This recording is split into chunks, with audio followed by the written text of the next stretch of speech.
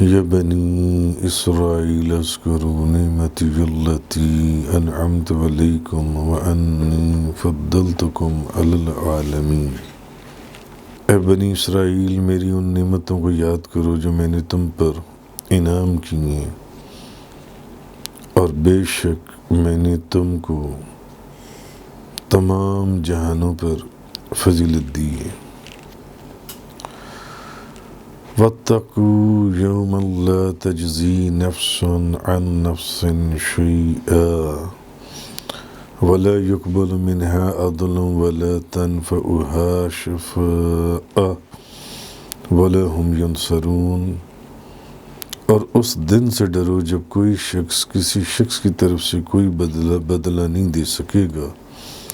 اور نہ کسی شخص سے کوئی فدیہ قبول کیا جائے گا، اور نہ کسی شخص کو بلا اذن کسی کی شفاعت نفع دے گی، اور نہ ان کی مدد کی جائے گی۔ آج سورہ بقرہ کی آیت نمبر 122 اور 123 کی تفسیر کا بیان ہے، اور یہ جو آیت نمبر 122 اور 123 کی تفسیر ہم پہلے آیت نمبر 47 اور 48 کے ضمن میں بیان کر چکے۔ آیت نمبر 47 میں جب اللہ پاک نے فرمایا یا بنی اسرائیل اذکروا نعمتی التی انعمت علیکم وانی فضلتکم علی العالمین، اے بنی اسرائیل میری اس نعمت کو یاد کرو جو میں نے تم کو عطا کی تھی، اور یہ کہ میں نے تم کو اس زمانے کے لوگوں پر فضیلت دی تھی۔ وَاتَّقُوا يَوْمًا لَا تَجْزِي نَفْسٌ عَن نَفْسٍ شَيْئًا، اور اس دن سے ڈرو جب کوئی شخص کسی شخص کا بدلہ نہ ہو سکے گا، وَلَا يُقْبَلُ مِنْهَا شَفَاعَةٌ، اور نہ کسی شخص کی بلا اذن الہی شفاعت قبول کی جائے گی، وَلَا يُؤْخَذُ مِنْهَا عَدْلٌ وَلَا هُمْ يُنصَرُونَ، اور نہ کسی شخص سے فدیہ لیا جائے گا، اور نہ ان کی مدد کی جائے گی۔ اب یہاں بنی اسرائیل کو جو نعمتیں دی گئیں، ان نعمتوں کو یاد دلانے کی تاکید ہے، اور اس میں یہ تنبیہ ہے کہ بنی اسرائیل اللہ تعالیٰ کی نعمتوں کا حق ادا کرنے سے غافل ہیں۔ تو اس میں بنی اسرائیل کو نعمتیں یاد دلانے کی تاکید ہے، اور یہ تنبیہ ہے کہ بنی اسرائیل جو ہیں یہ اللہ تعالیٰ کی نعمتوں کا حق ادا کرنے سے غافل ہیں۔ تو اس لیے اس آیت میں فرمایا کہ میں نے تم کو تمام عالمین پر فضیلت دی تھی، تمام عالمین پر فضیلت دی تھی بنی اسرائیل کو۔ تو یہاں یہ سوال پیدا ہو سکتا ہے کہ تمام عالمین میں تو نبی کریم صلی اللہ علیہ وسلم اور آپ کی امت بھی داخل ہے تمام عالمین کے اندر، حالانکہ یہود جو ہیں وہ ان سے افضل نہیں ہیں۔ ایسا ہی ہے نا، یہود جو ہیں وہ ان سے تو افضل نہیں ہیں۔ تو اب عالمین کے اندر تو نبی کریم صلی اللہ علیہ وسلم اور آپ سرکار کی امت بھی موجود ہے۔ تو پھر اللہ تبارک و تعالیٰ نے جو یہ فرمایا کہ میں نے یہود کو مخاطب کر کے کہ میں نے تمہیں تمام عالمین پر فضیلت دی، اس کا کیا مطلب ہے؟ جبکہ ان عالمین کے اندر نبی کریم صلی اللہ علیہ وسلم اور آپ کی امت بھی موجود ہے جی، اور جبکہ یہود جو ہیں وہ ان سے افضل نہیں ہیں۔ تو اس کا جواب علماء نے یہ دیا کہ عالمین سے مراد ان کے زمانے کے لوگ ہیں، قیامت تک کے لوگ مراد نہیں ہیں، یعنی ان کے زمانے میں، جس زمانے میں ان سے خطاب کیا جا رہا ہے، اس زمانے کے اندر وہ تمام عالمین کے لوگوں میں ان کو فضیلت دی گئی، نہ کہ قیامت تک کے لوگ اس سے مراد ہیں۔ کیونکہ اگر قیامت تک کے لوگوں کو اس سے مراد لیا جائے گا تو پھر اس میں تو پھر نبی کریم صلی اللہ علیہ وسلم اور آپ سرکار کی امت بھی موجود ہے، اور یہ ایسا نہیں ہے کہ یہود جو ہیں وہ آپ سرکار کی امت سے افضل ہیں۔ اس لیے بھی ہمیں اس کی تفسیر یہاں کرنا ایسے ضروری ہے کہ قرآن مجید کے اندر اللہ تعالیٰ نے نبی کریم صلی اللہ علیہ وسلم کی امت کو بہترین امت قرار دیا ہے۔ تو جب نبی کریم صلی اللہ علیہ وسلم کی امت کو قرآن مجید میں اللہ تعالیٰ نے بہترین امت قرار دیا ہے، تو پھر یہ کیسے ہو سکتا ہے کہ یہود جو ہیں وہ نبی کریم صلی اللہ علیہ وسلم کی امت سے افضل ہوں؟ تو پھر ہمیں ماننا پڑے گا یا سمجھنا پڑے گا کہ جن یہود کو خطاب کیا جا رہا ہے یہ اس دور کے یہود ہیں، نہ کہ نبی کریم صلی اللہ علیہ وسلم کے، جیسے کہ قرآن کریم میں کنتم خیر امت اخرجت للناس، تم ان امتوں میں سے بہترین امت ہو جو لوگوں کے لیے ظاہر کی گئی ہیں۔ تو جب اللہ تبارک و تعالیٰ نے نبی کریم صلی اللہ علیہ وسلم کی امت کو بہترین امتوں کے اندر بہترین امت فرما دیا، تو پھر اس کا مطلب یہ ہے کہ یہ اس زمانے کے یہود نہیں ہیں جو ان سے ہیں۔ تو اب اس آیت کے اندر مخاطب حضور، مگر اب قرآن تو نازل ہو رہا ہے نبی کریم صلی اللہ علیہ وسلم کی ذات مبارکہ کے اوپر، جی، تو اس آیت کے جو مخاطب ہیں وہ حضور، جن کو مخاطب کیا جا رہا ہے وہ حضور نبی کریم صلی اللہ علیہ وسلم کے زمانے کے بنی اسرائیل ہیں، حضور کے زمانے کے بنی اسرائیل ہیں، مگر اس سے مراد ان کے آباء و اجداد ہیں، اس سے مراد ان کے آباء و اجداد ہیں، یعنی نبی کریم صلی اللہ علیہ وسلم کے زمانے میں جو بنی اسرائیل تھے ان کو یہ کہا جا رہا ہے کہ یاد کرو جو میں نے تمہیں نعمتیں دی تھیں اور تم نے ان نعمتوں کا حق ادا نہیں کیا، اور میں نے تمہیں تمام عالمین کے اوپر فضیلت دی۔ تو اس سے مراد وہ یہود نہیں ہیں جو نبی کریم صلی اللہ علیہ وسلم کے زمانہ مبارک میں تھے، بلکہ وہ یہود ہیں جو پہلے گزر گئے تھے، جی، آباء و اجداد ہیں، مگر اس سے مراد ان کے آباء و اجداد ہیں۔ تو جو حضرت موسیٰ علیہ السلام کے زمانے میں تھے یا ان کے بعد تھے، اس سے مراد وہ یہودی ہیں جو کہ ہم نے آپ کو تمام عالمین کے اوپر فضیلت دی، تمام عالمین پر، اس سے وہ مراد ہیں۔ کیونکہ اگر نبی کریم صلی اللہ علیہ وسلم کے زمانے کے یہود کو یہ خطاب ہوتا یا ان کو یہ کہا جاتا کہ آپ سارے عالمین سے فضیلت رکھتی ہیں، تو پھر نبی کریم صلی اللہ علیہ وسلم اور ان کی امت، تو نبی کریم صلی اللہ علیہ وسلم کی امت کو اللہ تبارک و تعالیٰ نے قرآن مجید میں بہترین امت بیان فرمایا، بہترین امت قرار فرمایا۔ تو حضرت موسیٰ، اب ان کے آباء و اجداد کو کہا جا رہا ہے کہ ان کو فضیلت دی تھی جو حضرت موسیٰ علیہ السلام کے زمانے میں یہود تھے یا ان کے بعد تھے، تو جنہوں نے اپنے دین میں نہ تو کوئی تغیر اور تبدیلی کی تھی اور نہ انہوں نے تورات کے اندر کوئی گڑبڑ کی تھی، کوئی آیات تبدیل کی تھیں یا تحریف کی تھی، تو اللہ تعالیٰ نے ان کو بہت نعمتیں عطا کی تھیں۔ کہا ان یہودیوں کو جا رہا ہے، مگر صفت ان یہود کی بیان کی جا رہی ہے جو حضرت موسیٰ علیہ السلام کے دور میں تھے یا حضرت موسیٰ علیہ السلام کے دور کے باہر تھے، جی اسی طرح اللہ تبارک و تعالیٰ نے قرآن کریم کے اندر ارشاد فرمایا وَإِذْ قَالَ مُوسَىٰ لِقَوْمِهِ يَا قَوْمِ اذْكُرُوا نِعْمَةَ اللَّهِ عَلَيْكُمْ إِذْ جَعَلَ فِيكُمْ أَنْبِيَاءَ وَجَعَلَكُمْ مُلُوكًا وَآتَاكُمْ مَا لَمْ يُؤْتِ أَحَدًا مِنَ الْعَالَمِينَ، اور یاد کیجئے جب موسیٰ نے اپنی امت سے کہا اے میری امت اللہ کی وہ نعمتیں یاد کرو جو اس نے تم کو عطا کی،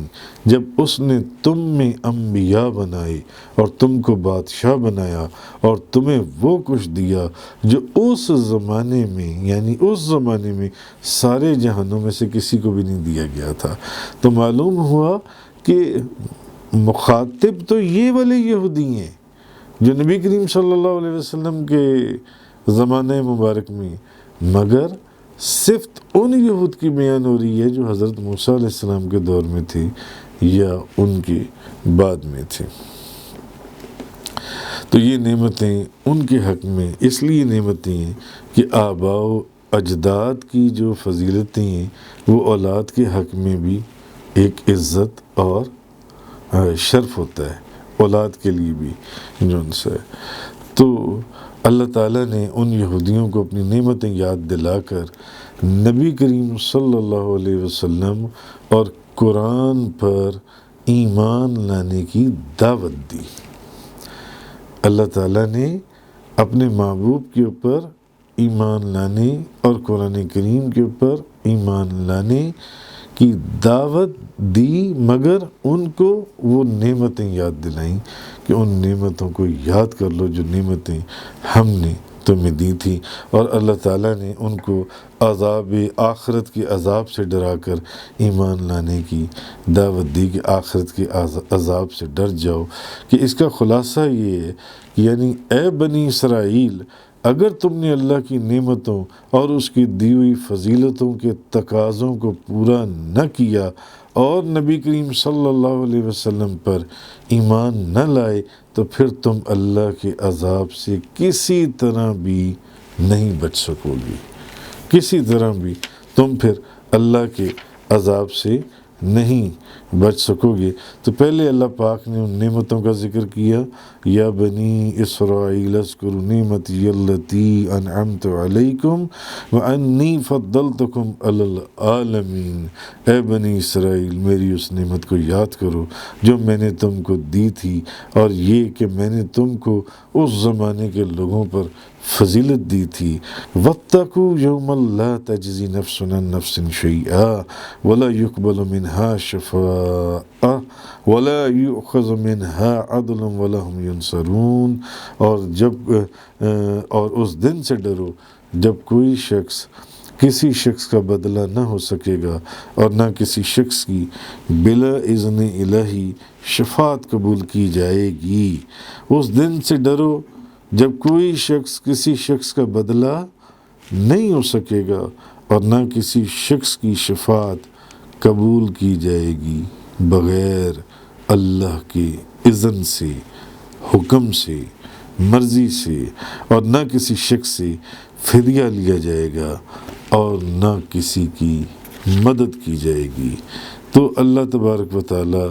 یہود کو وہ نعمتیں یاد کروا رہے کہ ان نعمتوں کو یاد کرو، اور ان نعمتوں کو یاد کرتے ہوئے نبی کریم صلی اللہ علیہ وسلم اور قرآن کے اوپر جو ہے یہ ایمان لے کر آؤ۔ اگر تم نے ایسا نہ کیا تو پھر تم اللہ کے عذاب سے کسی صورت بھی بچ نہیں سکتے، تم نہیں بچو گے، کیونکہ سزا سے بچنے کی 4 صورتیں علماء نے بیان کی ہیں۔ ایک صورت یہ ہے کہ کوئی شخص یہ کہے کہ مجرم کے بدلے میں اس شخص کو سزا دے دی جائے، سزا دینی تھی کسی کو اور کہا جائے کہ بھئی اس کو چھوڑ دیا جائے، مجھے سزا دے دی جائے۔ جی دوسری صورت یہ ہے سزا سے بچنے کی جو صورتیں ہیں کہ کوئی شخص مجرم کی سفارش کر دے کہ اس کو سزا نہ دی جائے۔ ایک یہ ہے کہ وہ اپنے آپ کو پیش کر دے کہ جو سزا اس کو دینی ہے اس کو نہ دو، مجھے دے دو۔ اور دوسری صورت یہ ہے کہ وہ اس کی سفارش کر دے کہ اس کو سزا نہ دی جائے، اس کا ایسا مقام یا مرتبہ ہو۔ تیسری صورت یہ ہے کہ کوئی شخص مجرم کی طرف سے تاوان یا فدیہ دے دے جی، اور چوتھی صورت یہ ہے کہ کوئی شخص دباؤ ڈال کر یا زور ڈال کر مجرم کی مدد کرے اور اس کو سزا سے بچا لے۔ تو ان چاروں صورتوں میں سے کسی صورت سے بھی مجرم کو اللہ کی عذاب سے نہیں بچایا جا سکتا۔ اس لیے اللہ پاک نے اس آیہ کریمہ کے اندر یہ فرمایا وَاتَّقُوا يَوْمًا لَا تَجْزِي نَفْسٌ عَن نَفْسٍ شَيْئًا، اور اس دن سے ڈرو جب کوئی شخص کسی شخص سے بدلہ نہ ہو سکے گا جی، وَلَا يُقْبَلُ مِنْهَا شَفَاعَةٌ، اور نہ کسی شخص کی سفارش قبول کی جائے گی، شفاعت، مگر اللہ کی اذن سے جی، وَلَا يُؤْخَذُ مِنْهَا عَدْلٌ وَلَا هُمْ يُنصَرُونَ، اور نہ کسی شخص سے فدیہ لیا جائے گا اور نہ کوئی کسی کی مدد کر سکے گا اور نہ ان کی مدد کی جائے گی۔ تو اب رہی بات شفاعت کی کہ جو یہ فرمایا گیا ہے کہ وَلَا يُقْبَلُ مِنْهَا شَفَاعَةٌ، اور نہ کسی شخص کی بلا اذن الہی شفاعت قبول کی جائے گی، تو ہم اہل سنت والجماعت کا مسلک یہ ہے کہ اللہ کے اذن سے انبیاء علیہم السلام، اولیاء کرام، ملائکہ عظام، علماء، حفاظ قرآن اور صالح مومنین، نیک اللہ کے ولی، وہ گناہ گاروں کی شفاعت کریں گی۔ یہ ہمارا ایمان ہے، یہ ہمارا عقیدہ ہے، اور یہ ہمارا ایمان ہے، اور یہ ہمارا مسلک ہے، مگر کب کریں گے؟ اللہ کے اذن سے، اللہ کے حکم سے، اللہ کی مرضی سے، جب اللہ ان کو اذن دے گا، حکم دے گا کہ اب آپ شفاعت کرو۔ تو جس کو جتنا حکم یا جتنی شفاعت کا حق دیا جائے گا وہ اتنی شفاعت کرے گا، اور علماء کرام بھی شفاعت کریں گے، اولیاء عظام بھی شفاعت کریں گے، ملائکہ کرام بھی شفاعت کریں گے، انبیاء کرام بھی شفاعت کریں گے، اولیاء کرام بھی شفاعت کریں گے، قرآن کریم شفاعت کرے گا، حفاظ شفاعت کریں گے جی۔ تو یہ ہمارا عقیدہ ہے، اور یہ شفاعت گناہ کبیرہ کرنے والوں کی مغفرت اور تخفیف عذاب کے لیے ہوگی۔ دونوں صورتوں میں یا تو ان کو معاف کر دیا جائے گا، مغفرت، یا ان کے عذاب میں کمی کر دی جائے گی جی۔ اور صالحین کی ترقی درجات کی شفاعت ہوگی۔ شفاعت صرف گناہ گاروں کے لیے نہیں ہے بلکہ صالحین کے لیے بھی ہے، صالحین کی ترقی درجات کی شفاعت ہوگی۔ تو نبی کریم صلی اللہ علیہ وسلم بعض کفار کے لیے بھی، کافروں کے لیے بھی تخفیف عذاب کی شفاعت کریں گے کہ ان کے عذاب میں کمی کر دی جائے۔ کافروں کے لیے شفاعت کبریٰ اور شفاعت کی بعض دیگر قسمیں بھی نبی کریم صلی اللہ علیہ وسلم تاجدار دو جہاں کے خصائص میں سے ہیں جی، کیونکہ اللہ تعالیٰ نے آپ کو شفاعت بالوجاہت بھی عطا فرمائی ہے۔ تو مثلا قرآن کریم کے اندر اس کا موجود ہے، بے شمار آیات ہیں، مگر ایک آیت وَلَوْ أَنَّهُمْ ظَلَمُوا أَنفُسَهُمْ جَاءُوكَ فَاسْتَغْفَرُوا اللَّهَ وَاسْتَغْفَرَ لَهُمُ الرَّسُولُ لَوَجَدُوا اللَّهَ تَوَّابًا رَحِيمًا، اور اگر یہ لوگ گناہ کر کے اپنی جانوں پر ظلم کر بیٹھیں اور پھر آپ کی بارگاہ میں حاضری دیں، اپنے گناہوں پر اللہ سے توبہ کریں، آپ ان کی شفاعت کر دیں، آپ ان کی شفاعت کر دیں، تو یہ لوگ اللہ تعالیٰ کو توبہ قبول کرنے والا اور مہربان پائیں گے۔ تو اب یہ قرآن کہہ رہا ہے کہ اگر آپ ان کی شفاعت کر دیں، ان گناہگاروں کی آپ شفاعت کر دیں، جو شفاعت کے لیے، بخشش کے لیے، مغفرت کے لیے آپ کی طرف رجوع کریں، تو پھر وہ لوگ اللہ تعالیٰ کو توبہ قبول کرنے والا اور مہربان پائیں گے اگر نبی کریم صلی اللہ علیہ وسلم اس کی شفاعت کر دیں۔ تو یہ تو قرآن کی آیت تھی، بے شمار قرآن کریم کی آیات ہیں جس میں شفاعت کا ذکر ہے۔ انبیاء کرام کریں گے، ملائکہ عظام کریں گے،